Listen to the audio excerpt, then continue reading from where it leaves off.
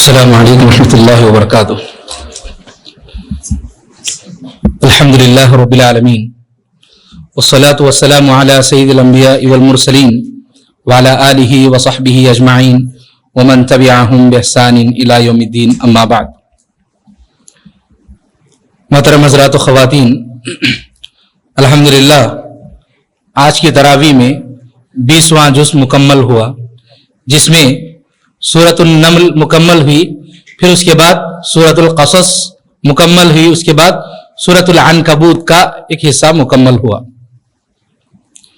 سورۃ القصص یہ جو سورت ہے، اس سورت میں اللہ رب العالمین نے حضرت موسیٰ علیہ السلام کا واقعہ قصہ بہت تفصیل سے بیان فرمایا ہے. میں اس واقعے کو، اس قصے کو پوری تفصیل سے بیان کیے بغیر، کیونکہ ہمارے پاس اتنا وقت بھی نہیں ہے کہ ہم پورے واقعے کو تفصیل سے بیان کریں، بس اس واقعے کے کچھ اہم نکات کو پیش کرتے ہوئے اس واقعے سے ہمیں درس کیا ملتا ہے، میں اس بات کو پیش کرنے کی کوشش کرتا ہوں. تو سب سے پہلی بات یہ ہے کہ ہم سب جانتے ہیں کہ یہودیوں کو اچھی طرح معلوم تھا، فرعون کی قوم کے لوگوں کو، فرعون کو اچھی طرح معلوم تھا کہ کوئی ایک بچہ پیدا ہونے والا ہے جو فرعون کی سلطنت کو اور فرعون کے خانوادے کو، اس کی جو پکڑ تھی، اس کی جو حکومت تھی، اس کو ختم کرنے والا ہے. تو وہ بچہ پیدا نہ ہو، اس وقت کے جو بھی جادوگر تھے یا اس کے پاس جو قریبی لوگ تھے، ان لوگوں نے مشورہ دیا کہ ایسا بچہ پیدا نہ ہو. چنانچہ فرعون نے حکم دیا کہ کوئی بھی لڑکا پیدا ہوتا ہے تو اس کو قتل کر دیا جائے. بچوں کا قتل کیا جانے لگا. تو یہ اپنی پلاننگ کرتا تھا فرعون اور فرعون کی قوم، لیکن اللہ رب العالمین کی تدبیر اپنی جگہ پر تھی. اللہ رب العالمین جو چاہتا ہے دنیا میں وہ ہوتا ہے، انسان جو چاہے وہ نہیں ہوتا ہے. چنانچہ موسیٰ علیہ السلام پیدا ہوئے، فرعون بچوں کے قتل کا حکم دیتا تھا. اب موسیٰ علیہ السلام کی ماں کو بڑی فکر ہونے لگی کہ کیا کیا جائے. اللہ رب العالمین نے حکم دیا کہ آپ بچے کو صندوق میں ڈالیے اور ایک اس باکس میں ڈال کر کے آپ اس کو دریا میں ڈال دیجئے، اللہ رب العالمین حفاظت کرے گا. تو ماں کا دل، آپ ذرا اندازہ لگائیے کہ ایک ماں پیدا ہوئے بچے کو صندوق میں ڈال کر پانی میں ڈالے، یہ کوئی معمولی بات نہیں تھی. اس کے لیے بہت بڑا جگرا چاہیے. اللہ کے حکم سے ان کی ماں نے جو ہے پانی میں ڈال دیا. تو یہاں پر اس سے بڑی ایک بات یہ معلوم ہوتی ہے کہ اللہ رب العالمین پر ہمیں مکمل توکل چاہیے. کسی بھی معاملے میں اللہ کا حکم اب کوئی بھی آپ حکم دیکھ لیجئے، قرآن میں ہو یا حدیث میں، حکم آیا ہے اللہ کی جانب سے تو اللہ پر مکمل بھروسہ کر کے اس کام کو کرنا چاہیے. اب اس کے بعد جو بھی ہوگا اللہ رب العالمین مدد کرے گا. آپ دیکھ لیجئے، وہ بچہ پانی میں بہتا بہتا آخر گیا کہاں پر؟ فرعون کے محل کے پاس پہنچا. تو اللہ رب العالمین دیکھیے، جو آدمی اپنے اس معاشرے کے بنی اسرائیل کے بچوں کو قتل کر رہا تھا تاکہ کوئی بچہ ایسا پیدا نہ ہو جو میری سلطنت کو ختم کرے، اللہ رب العالمین کی تدبیر یہ تھی کہ اسی بچے کو اللہ رب العالمین فرعون ہی کے گھر میں پلوایا. فرعون، وہ بچہ موسیٰ علیہ السلام فرعون ہی کے گھر میں پرورش پانے لگا. یہ اللہ رب العالمین کی تدبیر ہے. تو چنانچہ دیکھیے، اللہ رب العالمین پر بھروسہ کر کے کوئی بھی کام اگر ہم مکمل بھروسہ کر کے کرتے ہیں تو انشاءاللہ اس میں کوئی نقصان نہیں ہوگا.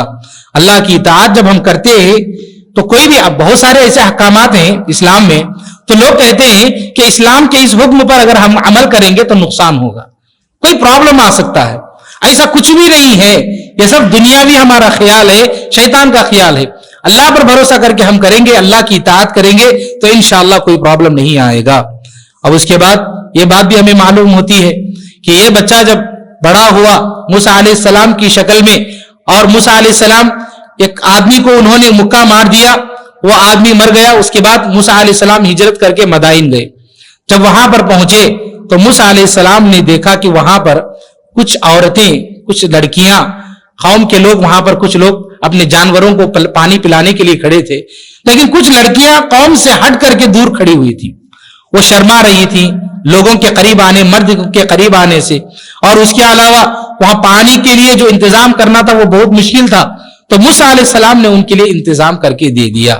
اور جب واپس گئی لڑکیاں انہوں نے اپنے باپ کو بتایا کہ اس طرح کا معاملہ ہے. ان کے باپ نے کہا کہ جائیے اس لڑکے کو بلا کر لائیے تاکہ ہم اس آدمی کو اجرت دیں. جب جا رہے تھے تو موسیٰ علیہ السلام اس عورت کے سامنے جا رہے تھے اور عورت پیچھے جا رہی تھی. تو یہاں پر دو باتیں ہمیں معلوم ہوتی ہیں. پہلی بات یہ ہے کہ عورتوں کے اندر یہ شرم اور حیا ہونی چاہیے کہ جہاں کہیں مرد کھڑے ہوں یا مرد بیٹھے ہوں، عورتوں کو چاہیے کہ وہ مردوں کے قریب جا کر نہ بیٹھیں. اب یہاں پر ان کی حیا دیکھیے، عورتیں مردوں سے دور کھڑی ہوئی ہیں، شرم آ رہی ہے کہ مرد وہاں پر ہے، ہم کیسے جائیں اپنے جانوروں کو لے کر، کیسے ہم جانوروں کو پلائیں. موسیٰ علیہ السلام نے ان کی اس شرم کو اور ان کی حیا کو سمجھ لیا اور موسیٰ علیہ السلام آگے بڑھ کر مدد کر دیے. اور دوسرا مسئلہ یہ معلوم ہوتا ہے کہ موسیٰ علیہ السلام اس عورت کے سامنے جا رہے تھے اور عورت پیچھے جا رہی تھی. اس کا حکم یہ ہے کہ عورت سامنے جاتی ہے تو مرد کی نگاہ عورت پر پڑتی ہے، اس لیے موسیٰ علیہ السلام آگے آگے جانے لگے تاکہ میری نگاہ اس عورت پر نہ پڑے. یہ مرد کی شرم ہے، ایک مرد کی حیا ہے. وہاں پر عورتوں کی حیا پیش کی گئی اور یہاں پر مرد کی حیا پیش کی گئی. چنانچہ جب کبھی کہیں بھی مردوں کے اور عورتوں کے آنے جانے کے یا بیٹھنے کے کسی بھی جگہ پر اس طرح کے انتظامات ہوتے ہیں تو اس بات کا ضرور خیال رکھنا چاہیے کہ مردوں اور عورتوں کے بیٹھنے کی جگہیں الگ ہوں. اور اس کے ساتھ ساتھ اگر کہیں کوئی ایسی جگہ ہے جو ایک ہی ہال ہے، وہاں پر انتظام ایسا نہیں ہو سکتا ہے کہ الگ الگ کیا جائے، تو کم از کم یہ کوشش کی جائے کہ مردوں کے بیٹھنے کی جگہ سامنے ہو اور عورتوں کے بیٹھنے کی جگہ پیچھے ہو. لیکن کیا ہوتا ہے فنکشن ہالس میں ادھر ادھر کیا ہوتا ہے، مرد اور عورت سب مل کر کے بیٹھتے ہیں. یہ سب غلط کام ہے، اس سے بچنا چاہیے. اور اس کے علاوہ ایک اور ہمیں یہاں پر سبق یہ معلوم ہوتا ہے کہ موسیٰ علیہ السلام اور ہارون علیہ السلام دونوں نے جا کر سمجھایا، لیکن فرعون نے کیا کیا؟ تکبر کیا. تکبر کی وجہ سے اللہ رب العالمین اس کو ختم کر دیا. تو تکبر کسی بھی انسان کے لیے بہت ہی زہریلی چیز ہے، یہ ختم کر دے گا، انسان کو برباد کر دے گا. ہمارے اندر کسی قسم کا تکبر نہیں ہونا چاہیے. آپ اسی سلسلے کے ایک اور قصہ اللہ رب العالمین نے اس سورت کے اندر پیش کیا کہ انسان کے اندر تکبر نہ ہو. وہ کیا واقعہ ہے؟ قارون کا تذکرہ اللہ رب العالمین نے اس سورت میں بیان فرمایا. قارون موسیٰ علیہ السلام کا ایک چچا زاد بھائی تھا، کزن تھا قارون. اللہ رب العالمین نے اتنا مال اس کو دیا تھا کہ اس کے خزانے کی چابیاں اٹھانے کے لیے ایک بڑی جماعت کی ضرورت تھی. اتنا خزانہ اللہ رب العالمین نے اس کو دیا تھا، لیکن کیا تھا؟ ناشکرا انسان تھا، بڑا غرور تھا اس کے اندر. قوم کے لوگوں نے سمجھایا بھی لا تفرح، کہ تم گھمنڈ مت کرو، غرور مت کرو، مت اتراؤ. ان اللہ لا يحب الفرحین، اللہ رب العالمین جو اتراتے ہیں گھمنڈ کرتے ہیں ان کو پسند نہیں کرتا. لیکن اس نے کیا کہا؟ اس نے کہا کہ انما اوتیتہ علی علم عندی، یہ اللہ نے مجھے نہیں دیا ہے، یہ میں نے اپنے ٹیلنٹ سے کمایا ہے. نعوذ باللہ، یہ میں نے اپنے علم، اپنی سمجھ، اپنی دانش مندی سے میں نے کمایا ہے. یہ اس نے اس طرح کی بات کہی. اس کے بعد اللہ رب العالمین نے بتایا کہ ایک دن وہ نکلا، پوری زیب و زینت کے ساتھ نکلا، پوری شان و شوکت کے ساتھ لوگوں میں نکلا. جو لوگ دنیا چاہتے تھے ان لوگوں نے کہا قال الذین یریدون الحیات الدنیا، دنیا چاہنے والے لوگوں نے کہا یا لیت لنا مثل ما اوتی قارون، اے کاش ہمارے پاس بھی قارون کے جیسا خزانہ ہوتا. انہ لذو حظ عظیم، یہ تو بڑے نصیبے والا ہے. لیکن جو لوگ علم والے تھے، وقال الذین اوتوا العلم، اہل علم لوگوں نے کہا، ان لوگوں نے کہا ویلکم ثواب اللہ خیر لمن آمن وعمل صالحا، بربادی ہو تمہارے لیے، اللہ رب العالمین کا ثواب بہتر ہے، اللہ رب العالمین کا اجر بہتر ہے جو نیک اعمال کرتا ہے، ایمان لاتا ہے اور نیک عمل کرتا ہے. تو اہل علم یہ کہہ رہے تھے، دنیا پرس یہ کہہ رہے تھے. اللہ رب العالمین نے ایک ایسا نظارہ ان کے سامنے پیش کیا کہ سب کے سب ہکے بکے ہو گئے. کیا ہوا؟ اللہ نے فرمایا فخسفنا به وبداره الارض، اللہ رب العالمین نے اس کو زمین کے اندر دھسا دیا. قارون کو زمین کے اندر دھسا دیا. فما كان له من فئة ينصرونه من دون الله، اللہ کے علاوہ اس دنیا میں کوئی طاقت نہیں جو اس کی مدد کر سکے. اللہ رب العالمین نے بتایا، ختم ہو گیا. تو اللہ رب العالمین نے اس صورت کو، اس واقعے کو پیش کر کے بتایا. پہلی بات یہ بتائی گئی کہ تکبر نہ کیا جائے. جو بھی انسان کو دنیا میں نعمت ملتی ہے وہ اللہ کی جانب سے ملتی ہے. کسی کے دل میں یہ بات نہ آئے کہ زکوٰۃ میں کیوں نکالوں، 2.5% اپنی زکوٰۃ کیوں نکالوں میں نے اپنے ٹیلنٹ سے کمایا ہے. کوئی آدمی یہ سوچتا ہے تو یہ تکبر ہے. اس کو چاہیے کہ وہ ریگولر زکات نکالے، ورنہ اس کے اندر تکبر ہے کہ وہ یہ مانتا ہے کہ اللہ رب العالمین نے مجھے نہیں دیا، میں نہیں نکالوں گا۔ تو چنانچہ اس سلسلے میں ہمیں یہ محتاط رہنا چاہیے کہ ہمارے دل میں گھمنڈ نہ ہو، تکبر نہ ہو۔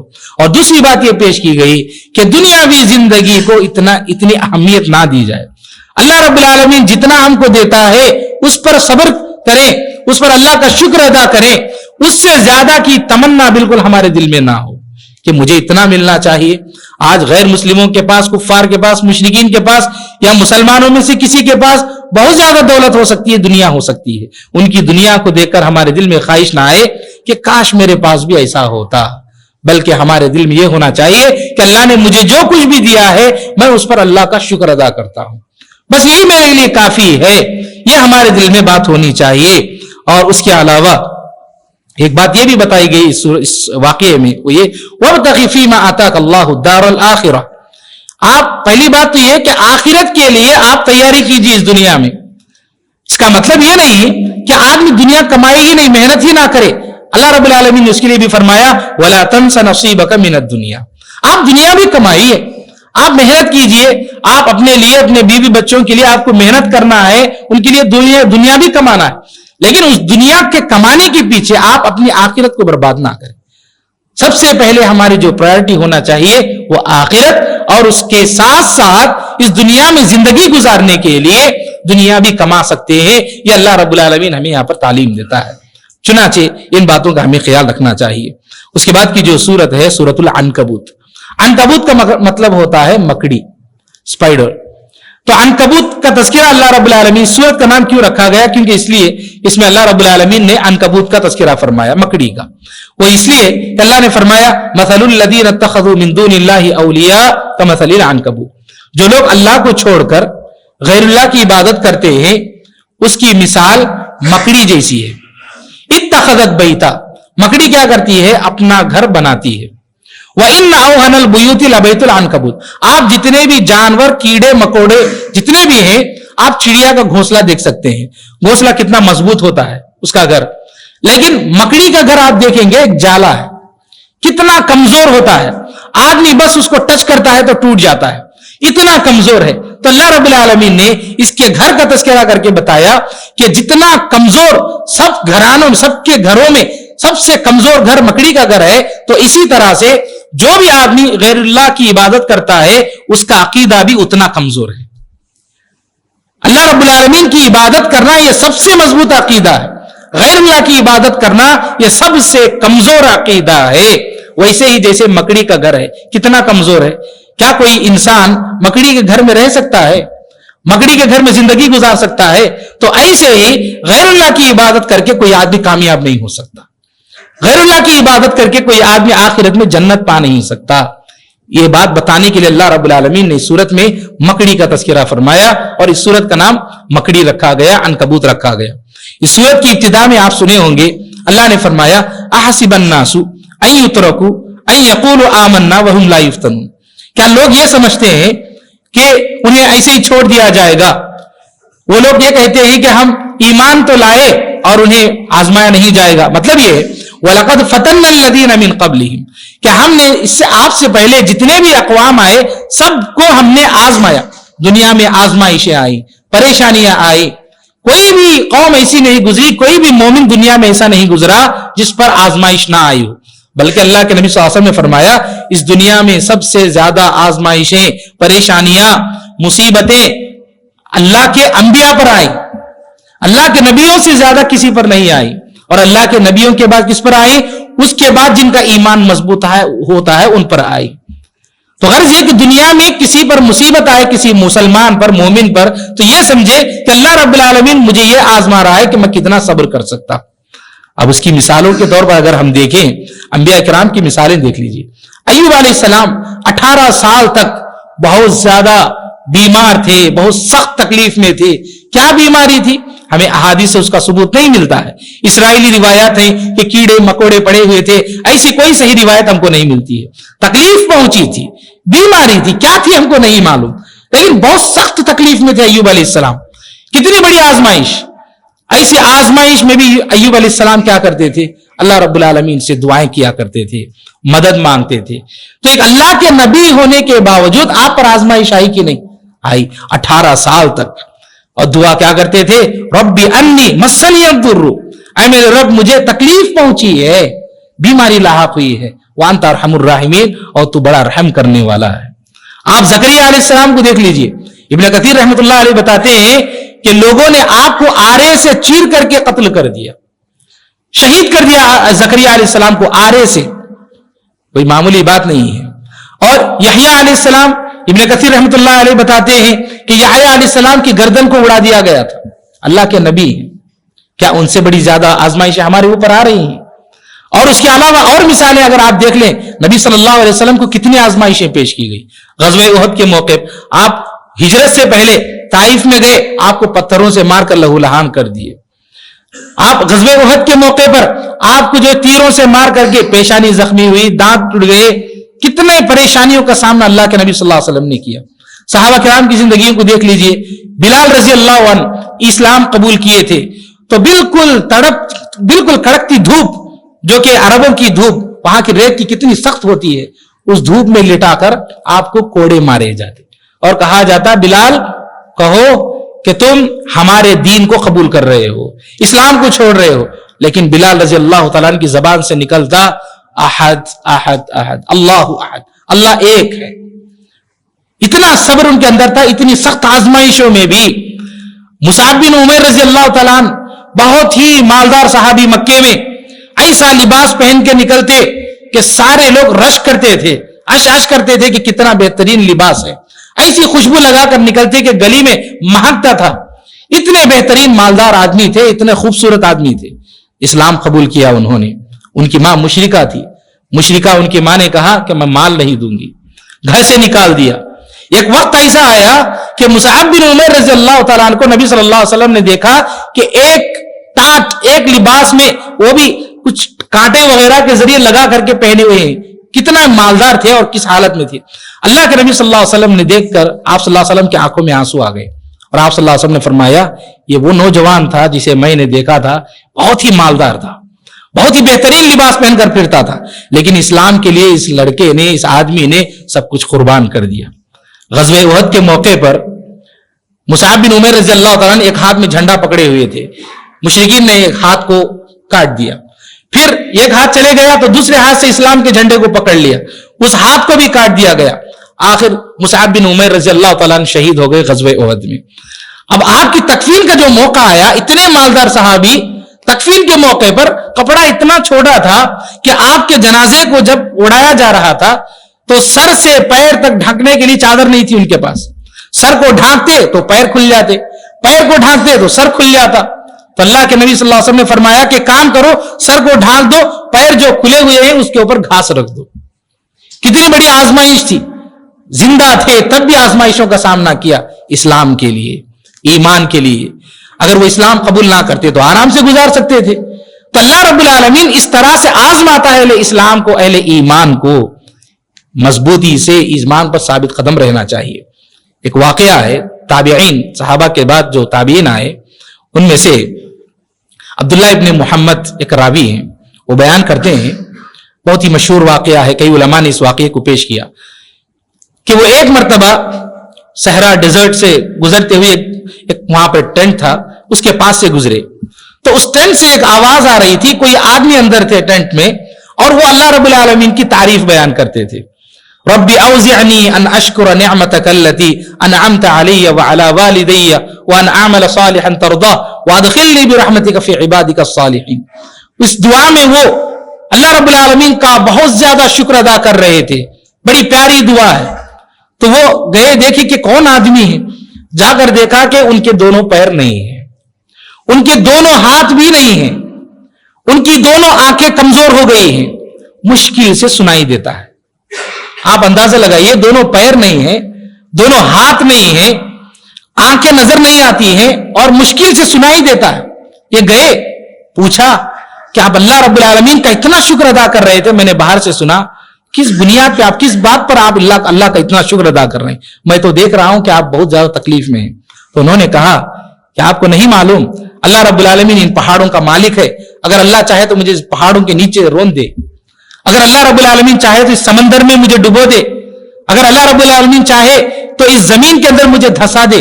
لیکن اللہ رب العالمین نے ایسا نہیں کیا ہے، بلکہ اللہ رب العالمین نے یہ سب نہیں دیا تو کیا ہوا؟ یہ زبان دیا ہے اور ایک شکر ادا کرنے والا دل دیا ہے. یہ تو صحیح سلامت ہیں، اس لیے میں اللہ رب العالمین کا شکر ادا کر رہا ہوں. بہت تعجب ہوا ان کو. پھر اس کے بعد اس آدمی نے ان سے کہا، عبداللہ ابن محمد سے، کہ دیکھیے میرا ایک چھوٹا سا بچہ ہے، وہ بچہ مجھے وضو کراتا ہے، نماز کے لیے کھانے پینے کا انتظام کرتا ہے، لیکن 3 دن سے وہ بچہ میرا نظر نہیں آ رہا ہے، ذرا آپ تلاش کیجئے. تلاش کرنے کے لیے نکلے، سوچا کہ اس آدمی کی میں مدد کروں. تلاش کرنے کے لیے جب نکلے تو دیکھا کہ اندر کچھ ٹیلے وغیرہ ہیں، وہاں پر جو ہے نا کچھ ہڈیاں پڑی ہوئی ہیں اس بچے کی. بچہ مری ہوئی حالت میں پڑا ہوا ہے، کوئی درندہ جانور نے اس بچے کو کھا لیا ہے. اب وہ آئے، اب سوچ رہے تھے کہ اس آدمی کو میں یہ خبر کیسے دوں. اب ان کے دل میں یہ بات آئی. عبداللہ ابن محمد کہتے ہیں کہ میرے دل میں ایوب علیہ السلام یاد آ گئے اس موقع پر، کہ ایوب علیہ السلام نے جو تکلیف برداشت کی تھی، جو صبر کیا تھا، وہ میرے دل میں بات آئی. اور اس کے بعد میں گیا اور میں نے پوچھا کہ آپ ایوب علیہ السلام کے بارے میں کیا جانتے ہیں؟ تو انہوں نے کہا کہ ایوب علیہ السلام نے 18 سال بہت تکلیف محسوس کی. اور اس کے بعد انہوں نے کیا کیا؟ تو کہا کہ ایوب علیہ السلام نے ہر چیز پر صبر کیا، اللہ کا شکر ادا کیا. تو پھر انہوں نے عبداللہ ابن محمد سے پوچھا، آپ یہ سوالات کیوں پوچھ رہے ہیں، بتائیے کیا بات ہے؟ تو عبداللہ ابن محمد نے کہا کہ میں نے آپ کے بیٹے کو دیکھا کہ آپ کے بیٹے کو ایک جانور نے کھا لیا ہے، آپ کا بچہ اب نہیں رہا. تو بتاتے ہیں عبداللہ ابن محمد، جیسے ہی میں نے یہ بات کہی ان کی زبان سے کلمات نکلے، الحمدللہ الذی لم یخلق منی ذریۃ الی النار.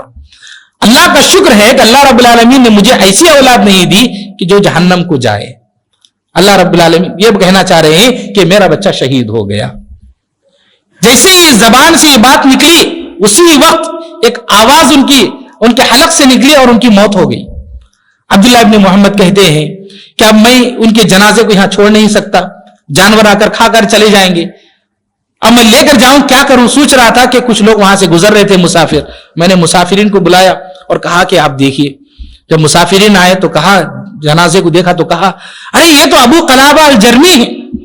ابو قلابہ الجرمی کون ہے؟ ابو قلابہ الجرمی ایک بہت بڑے محدث تھے، بہت بڑے فقیہ تھے.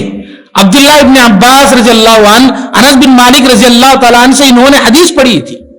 اتنے بڑے آدمی تھے. اس کے بعد لوگوں نے آپ کو جو ہے غسل دیا، تکفین کی، دفن کر دیا.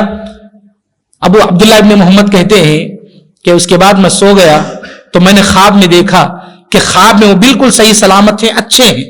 خواب میں نے دیکھا اور میں نے پوچھا کہ کیا معاملہ ہے، اللہ رب العالمین نے آپ کے ساتھ کیا کیا؟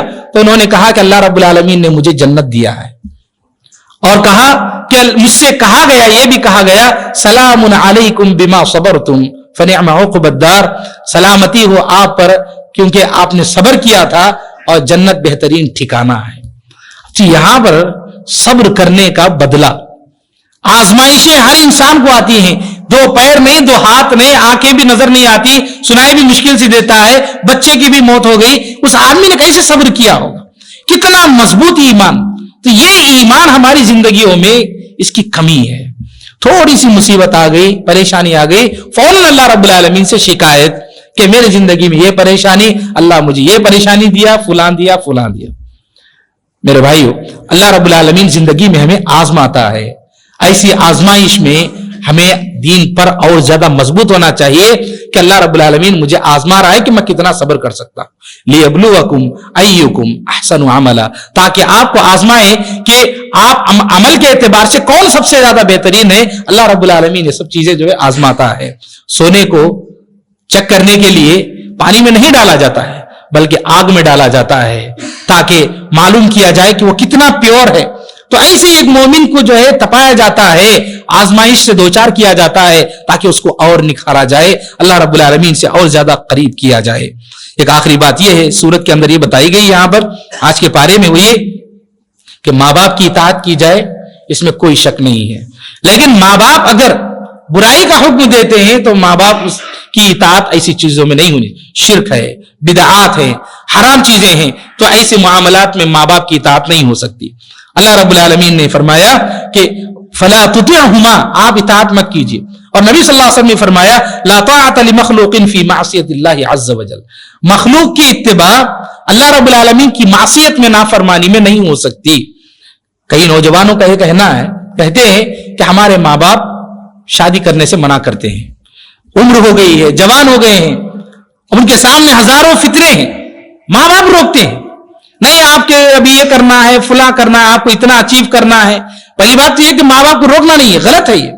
تو ایسے وقت میں نوجوانوں کو چاہیے کہ وہ اپنے ماں باپ کو سمجھائیں. ہاں کچھ اسباب ہو سکتے ہیں، ماں باپ کسی حکمت کے تحت بات پیش کر رہے ہیں، یہ الگ بات. صرف کمائی کے لیے، پیسوں کے لیے اگر ماں باپ یہ کہیں کہ آپ کو اتنا اچیو کرنا ہے، اتنی بڑی سیلری کے بعد ہی آپ کو شادی کرنا ہے، یہ بالکل غلط ہے. بچوں کو چاہیے کہ وہ اپنے ماں باپ کو سمجھائیں. ضروری نہیں کہ اپنے ماں باپ کی اطاعت کی جائے ایسے موقع پر، کیونکہ یہاں پر شریعت کی صریح مخالفت ہو رہی ہے. چنانچہ اسے جو بھی مواقع ہوتے ہیں جہاں پر ماں باپ اگر نافرمانی کا حکم دیتے ہیں تو اطاعت نہیں ہونی چاہیے. یہ اللہ رب العالمین نے بتایا. رب العالمین سے دعا ہے کہ اللہ تعالی ہم سب کو ان باتوں پر عمل کرنے کی توفیق نصیب فرمائے. رب العالمین جب تک ہمیں زندگی دے، کتاب و سنت کے مطابق زندگی گزارنے کی توفیق نصیب فرمائے. جب موت آئے خاتمہ بالخیر نصیب فرمائے. آمین واخر دعوانا الحمدللہ رب العالمین. ربنا تقبل منا انك انت السميع العليم وتب علينا انك انت التواب الرحيم برحمتك يا ارحم الراحمين والحمد لله رب العالمين.